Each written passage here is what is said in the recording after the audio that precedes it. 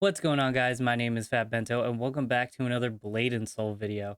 Today we got some news on Blade and Soul Neo, including a release date, so I wanted to touch on everything we know about Neo so far and what you can look forward to on February 25th of this year. Let's jump right into it.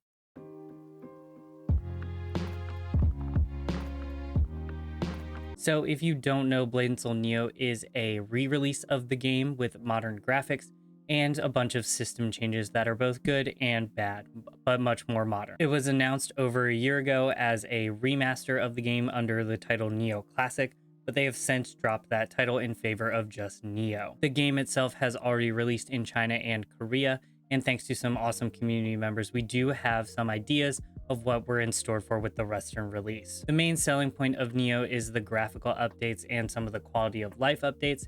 However, some of the other changes that they made aren't so great, but we'll talk about those in a minute. China and Korea both released with the level 36 patch, similar to the patch that we got on the Western release in 2016, which takes you through Moonwater Plains, and I believe the highest tier dungeon available at that time was Tomb of the Exiles. The game released with 7 classes, those being Assassin, Blade Master, Kung Fu Master, Force Master, Summoner, Destroyer, and Blade Dancer. The biggest quality of life we're getting in Neo is going to be infinite wind walking.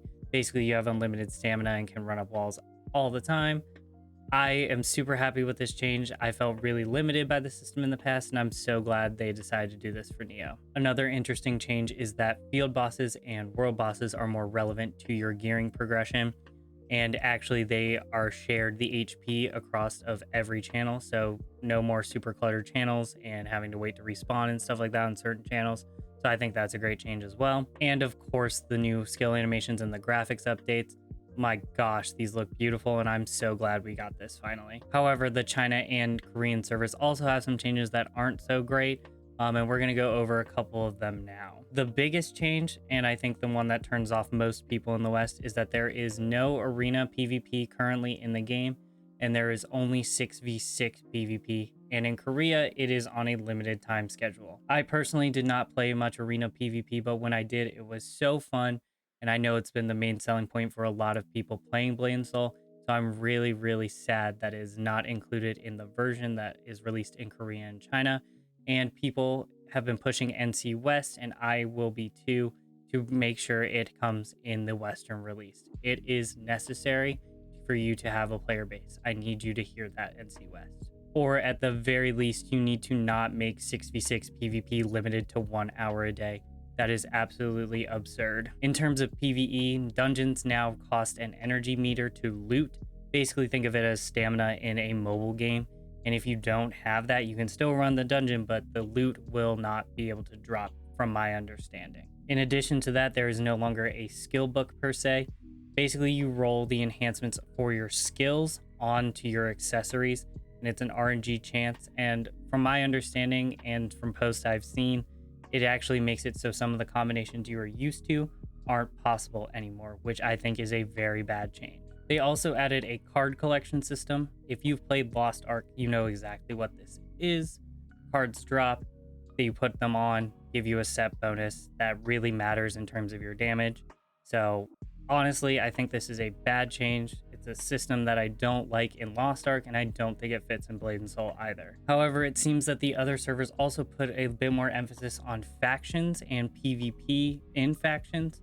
There are areas where you can PvE and PvP and PK and stuff like that.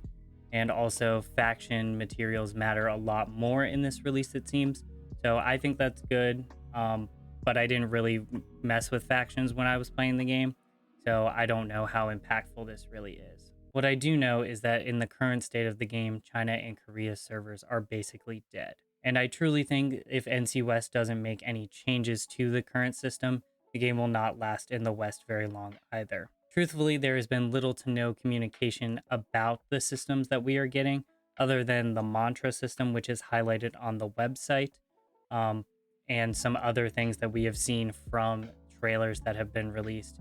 So if the game comes out like this, I don't think it's going to survive in the West. Hopefully, before February 25th, we will get more information on exactly what systems are coming to the West and exactly what isn't. And I hope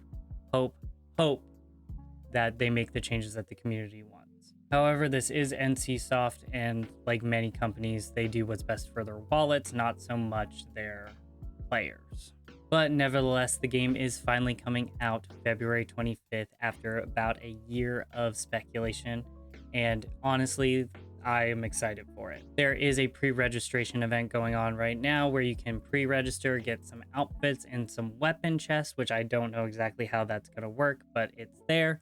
And then they also have some pre-order bundles if you're interested in those. I truly don't think any of these are worth it unless you really like the skins, but they're not amazing pre-order bundles. They also gave a graphic of some key dates. On February 11th, there will be a pre-download via Purple. On February 18th, character creation will be able to open up and you can reserve names and things like that. And then finally, on February 25th, you will be able to play Blade and Soul Neo. I will be playing Neo. I do have some fond memories of the release of Blade and Soul, so I will be giving this a shot. I don't know how long I will be playing it, but I am excited nonetheless that it is finally getting released. If I'm enjoying the game, I will be making content around it, and hopefully I will see you guys there for that. But that's going to be all for this video, guys. Thank you so much for watching. I really appreciate it. If you enjoyed the video, please leave a like, and if you like my content or want to see more of it, please consider subscribing because it really helps me out. But until there is more news, I will see you in the next one. I've been Fat Bento. Peace.